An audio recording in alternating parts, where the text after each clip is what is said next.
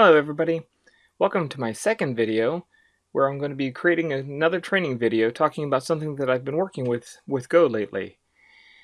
So I've got a course that I've been working on for Pluralsight that should be coming out here in the next couple of weeks that's dealing with how to create distributed applications with Go. And with distributed applications you typically have some kind of a message broker involved. Well, as I was preparing for the course, I selected RabbitMQ as the message broker that I was going to use. I just thought that I'd create a quick video showing you how I integrated Go and Rabbit into a simple environment and a little bit about Rabbit along the way. So who are the players that we're going to be dealing with? Well, the first player is obviously going to be RabbitMQ. So you can find its website on rabbitmq.com. And as you can see, it's available in multiple different platforms. There is a Go driver for it that we'll be using that I'll show you in a little bit. That's not showing up here on the home page.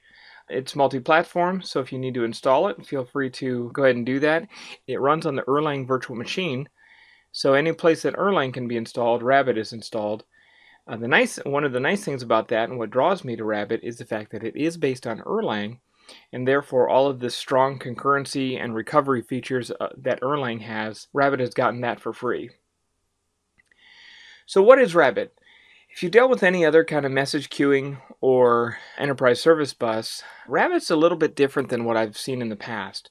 Rabbit really concerns itself with a little bit more than message queues, so it's going to provide a richer experience than that, but doesn't go quite as far as an enterprise service bus. So it sits in this middle realm where it's going to handle the traffic, so it understands how to get messages to and from the sources and receivers, but it doesn't really concern itself with how those messages are handled or the contents of those messages like a lot of enterprise service buses do. So I find it's actually got a really nice spot. I kind of think of it as sitting where HTTP does for web applications, where HTTP doesn't really concern itself with what the contents of the messages are. It just is a wire level protocol that handles, okay, I know how to take messages from here and deliver them to there. So the other tool we're going to use, we need a driver. So I'm going to be using this AMQP library from S-Treadway on github.com. So this library, as you can see, it's got quite a few stars. I used it very successfully in the course that I created. If I jump over to its GoDoc page, you see that it's actually pretty well documented with all of the information about what you can do with it. It's got very extensive API documentation. The library authors here did a very, very good job making sure that if I come into, for example, you can declare a queue, which we'll get into in a little bit, and as it goes through this section of the GoDoc, you're going to get a very, very detailed explanation about what each of the flags does in that function call, and even what different combinations of those flags do when they're used together. So I want to show you something else. Rabbit is what's called a programmable message broker, which means that it doesn't require the environment to be set up before the applications that are going to work with it start to send messages across it. It exposes APIs that allow exchanges and queues, which I'll talk about here in a second, to be created and bound and rebound on the fly. So all Rabbit has to worry about is providing the environment, and it lets the applications decide how to configure that environment to be most successful for what they need to do. So the basic architecture of Rabbit, if you're looking inside, you have this concept of an exchange, and bound to that exchange is 0 or more queues, and you can also bind exchanges to other exchanges, but we're not going to get into that in this discussion.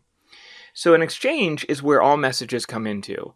So if I'm going to send a message into the message broker, it will always come from the outside into an exchange. Based on how that exchange is configured and what queues are bound to it, Rabbit will then decide to send that message or a copy of that message onto one or actually onto 0 or more of those queues that are bound to that exchange. So the kinds of exchanges we have a direct exchange. What that means is that each of these queues will be named. So for example, we've got Q1, Q2, Q3. As a message comes in, that message has a routing key. If that routing key matches one of the attached queues, then we get that message goes right to that queue. If there are more than one consumer on the queue, then Rabbit will handle this in a round-robin fashion. So the first consumer will get the first message, the second consumer will get the second message, and so on. So if you need to do a simple load balancing with RabbitMQ, all you need to do is have a direct exchange, have a single queue, all of your consumers attached to the one queue, and you'll have a load balanced application. Next is what's called a fan-out exchange. A fan-out exchange takes one message in, and any queue that's bound to it, regardless of its configuration, any queue that's bound to it will get a copy of that message. This is very useful for like chat clients or things like that, where you need to make sure that when this thing happens, everybody that's listening for this is going to have to get a copy of the same message at the same time. Topic exchanges are kind of a hybrid between the two. So as a message comes into the hybrid exchange, it's got a routing key, and the queues that are attached to it have patterns that they're looking for.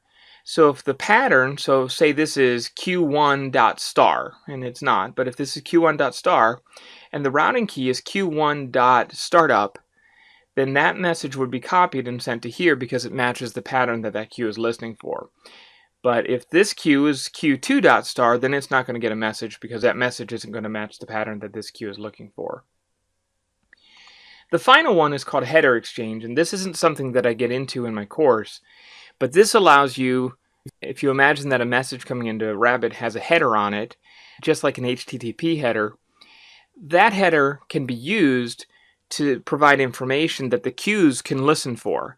So you can say that all the headers have to match or one of the header has to match, and if those match, that if the message coming into the exchange has headers that match the queue, what the queues are configured to look for, then each one of those matching queues will get an exchange. So you get this, it's kind of a different view on what the topic does, where you got a lot more options for how to configure than just the address. So this is probably the most flexible option that you have. We're not going to be dealing with this too much in this tutorial. Okay, so without further ado, well actually with one more piece of further ado, I'm going to show you the Rabbit admin console. Now when you install Rabbit, while that's loading up, let me jump over to RabbitMQ.com again. So Rabbit doesn't come with this installed by default. So if you want to go there, what you're going to need to do is come over to Rabbit's installation. Come to the docs, plugins, and there's a management plugin, and that's I've already turned this on, so you can see the command for turning that on right here. You'd go into the directory where Rabbit is installed, you type this command, and that's going to light up your management plugin for you. Then you're going to get this web-based console that looks something like this. That's going to give you a peek into the environment, and you're going to see what Rabbit is doing at any one point in time. We're going to be using that in order to see what exactly is going on as we start to work with a small Go application that's going to be working with Rabbit. Okay, so now that we have that, let's fire up Atom, get that started up, and then we're going to start out by creating our main entry point. We're not going to create a very complicated application here. It's just going to have one file. That'll be an entry point. And we are going to import the AMQP library that I've already installed using GoGet. I'm not using GB in this tutorial. Okay, so if I type AMQP dot, thanks to our wonderful Go code library, we have all of the options that are available to it. So the first thing that I want to do is I want to just show you what it's like currently. If I go to the admin console and look at the queues, I see that I don't have any queues established. So let's see if we can fix that. So in order to start out, I need to get a connection to Rabbit. So I'm going to do that by grabbing a connection object. I'll populate that using the dial function. And this is using the AMQP protocol. The AMQP is the Advanced Message Queuing Protocol. It is the standard platform-neutral message format that Rabbit uses to send and receive messages. It's similar to HTTP, where it's a wire level protocol. It's not going to concern itself with the contents of what's sent. It's just going to concern itself with how that message gets sent to and from the message broker. So I need to get my credentials here and the port that Rabbit is listening on, and that should give us our connection object. From that, the connection needs to give us a channel. And this is used in order to allow a single connection to support multiple channels, and there are some use cases where you might want to have multiple channels in your application that are all using a single connection into Rabbit. That way you're being sensitive to the resources by only having one connection into the message broker, but you can have the channels operated and maintained independently by different aspects of your application. Okay, now that we have that, we should be able to use the channels queue declare method. That's got a bunch of different parameters. Let me just drop these all onto their own lines so that you can see them all. Okay, the name is the name of the queue that I want to declare. So let's just say first.queue. Durable tells whether the messages should be persisted and whether the queue should survive if the entire message broker cluster gets reset. So I'm just going to say, we'll say true. Auto delete is used if there are no consumers. So by declaring this queue, we're going to become the first consumer of this queue. So if there ever is a situation where the queue has no consumers attached to it, if this was true, then Rabbit would delete it. This is very useful for queues that have anonymous names, which is often what I'll do when I'm subscribing to a fan-out exchange, where I don't really care about the queue, I just care about the connection to it. And so as soon as the application that's listening to that fan-out exchange goes away, I want the queue to be cleaned up. So I'm going to use false here to say that I want that queue to survive even if there are no consumers. Exclusive means that I should get an error if any other consumers try and connect to this queue. No wait means that I don't want Rabbit to wait to see if there's a queue, if the queue is successfully set up. So I want to make sure that it does wait, and so I pass false here. And then args is used for configuration for more advanced queuing scenarios that I'm going to be talking about today. This is used by header exchanges, for example, to set up what headers the queue is going to be listening for. Okay, now that I have that, I need to catch that variable somewhere. Actually, I don't really, because this program's just going to run this and exit. So I'll save that and make sure that everything is awesome. Okay, and then I should be able to go run source/main.go, and that should take just a second to run. And there we go. So now if I pop over to the management console, I see, there we go, we've got first.queue sitting up here in the message broker.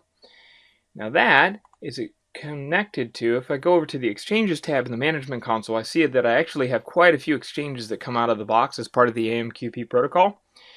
So this default is a direct exchange. It's what every queue that gets created is automatically bound to. And if I come in here and look at the first queue, I can see that it is bound to the default exchange. Okay, so that's great. So let's see if we can change that a little bit. The way that I can change that is I can catch a reference to that queue, and it's no problem to declare the same queue twice. So what Rabbit's going to do if I declare the same queue twice, it's just going to recognize that it's already got a queue that's configured this way, and it's not going to recreate that queue. So we don't have to worry about redeclarations. If the configuration was different here, then it's going to recognize I can't create two queues with different configurations and the same name, and so it's going to fail. So let's go ahead and try and rebind this. So I'm going to use the channels queuebind method, or queuebind method, and that once again takes a lot of parameters. So the first is the name of the queue that we want to rebind, so I'll use first queue here again. The key is the consumer key. I don't really need to worry about that.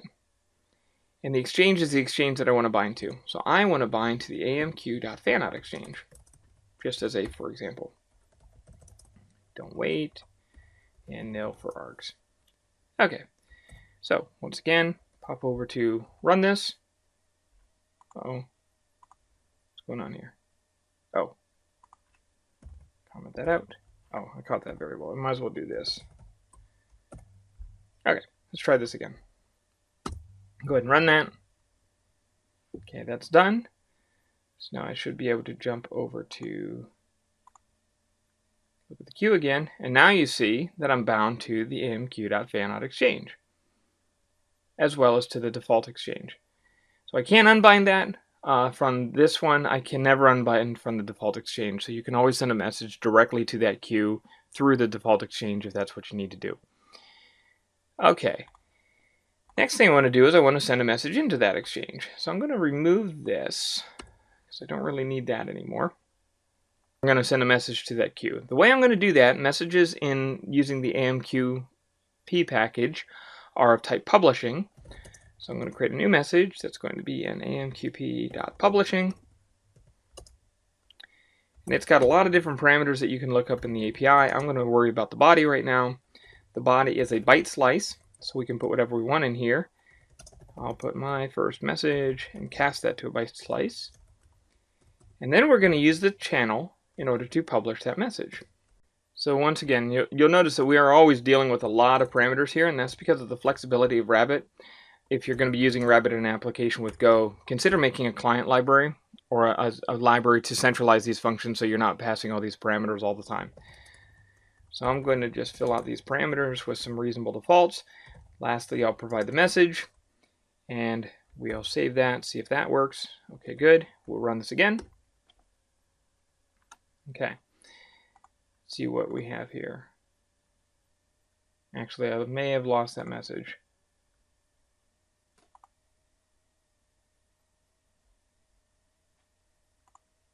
Yeah, okay, the queue is sitting with one message in it right now. So if we come down here, let me close that up, to the get messages, and we get the message, with this option you can actually have it requeue, so it's going to put the message back on the queue when it's done with it, which is kind of nice, so you can kind of take a peek at what the message is. We're going to get that message when we see we have the payload of my first message. So it detected that it could convert that back to a string, so it did that for us. But if you're going to send something a little bit more sophisticated, like if you're using the encoding gob package in order to send a binary structure across, you can do that and it's not going to have any problem with it.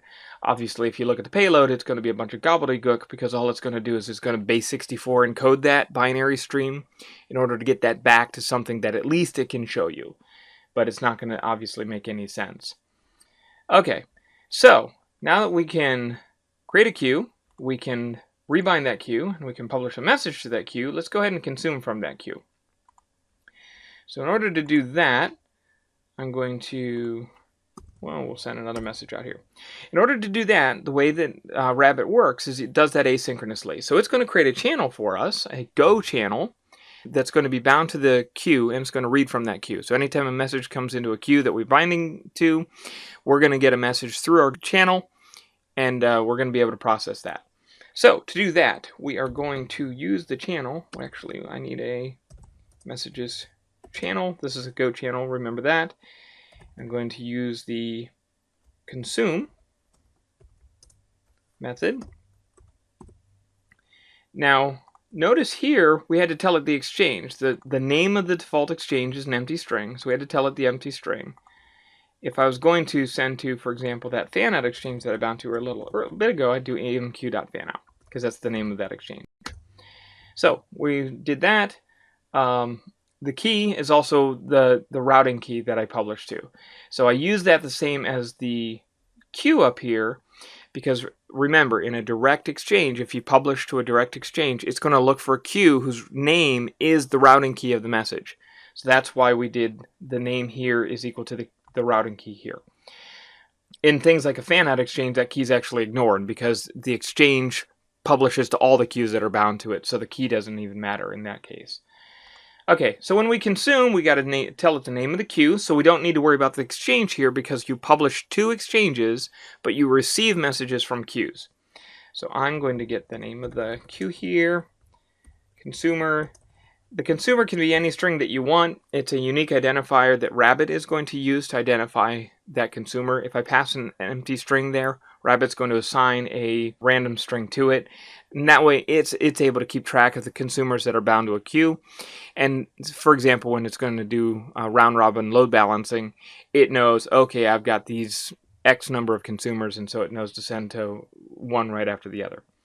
Auto acknowledge, you have to acknowledge messages in order to pull them off the queue.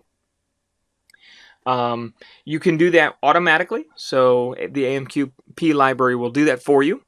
Or if you want this to be more of a long-term transaction, so I want to peek at the message on the queue, I want to for example, save that message information to the database and make sure that that save operation works properly. Before I pull it off the queue, you can set this to false, and then later you can take the object that comes out of the queue that's going to come through this message channel, and you could call its acknowledge method on it. We're not going to worry about that right now. Exclusive means that, once again, I want to be the only consumer. No local is used if you're sending a message on a channel and you have a consume that's using the same channel. You notice all of these methods are on the channel. So no local means that if I send it from a channel, I don't want to receive back on a consumer that's using the same channel. I do want to do that in this case. So I'm going to say false there. And again, no wait and nil. Okay. So now I've got a Go channel here, and I want to range over that. And what that's going to give me is that's going to give me a message of type delivery. A delivery has all this stuff on it, and you can see here, here's our ACK method. That ACK method is if we did not automatically acknowledge the message, and whatever we were doing with it succeeded, we could call ACK, and that's going to acknowledge it. And ACK basically says, no, it didn't work. We want to tell the message broker we failed explicitly, or we can reject the message. And then we can tell it if we wanted to requeue. Maybe we were the wrong consumer of this message, and we want to put it back out there so that Rabbit can try and send it to somebody else. We also see the body, just like with the publishing, we had a byte slice as the body. With the delivery, we have a byte slice, and that is the payload that was put into the publishing. And you have a bunch of other stuff that can be used for if you're trying to do correlations. So callbacks in message queuing environments are pretty tricky. You have correlation IDs in order to say, hey, here's the message ID that I sent. That way your consumer can say, oh, okay, I understand. That's the response to this other message that I sent over here. So we're not going to worry about any of that stuff. We are going to just dump the contents of this message out to the console. Multiple value. Oh, yeah, because this can fail. Okay, so let's run this again. And now we have my first message. Why did that come out twice? Because, as you remember, we publish here, and we published the last time I did this demonstration. And so it published twice. Now it's blocked here because nothing closes this channel. And so this channel is going to block the entire main Go routine until I kill the application manually. But if we look over in the management console, we can see that now we have 0 messages sitting in here because all of those have been delivered.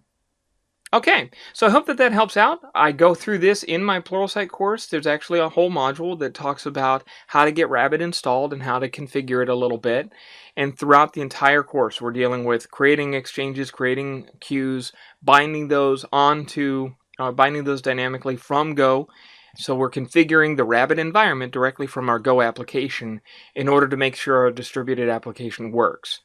So I think that that's a very powerful environment, a very powerful tool to integrate with your Go applications in a distributed system. Feel free to check out my Pluralsight course if you're curious about it. If you are not a member of Pluralsight, hit me up on Twitter with a direct message, and I can actually send you a 30-day trial subscription. Happy to do that for you. And yeah, let me know if you have any questions or comments down below, and we'll try and keep getting this thing better as we go. Thank you very much. Have a good day.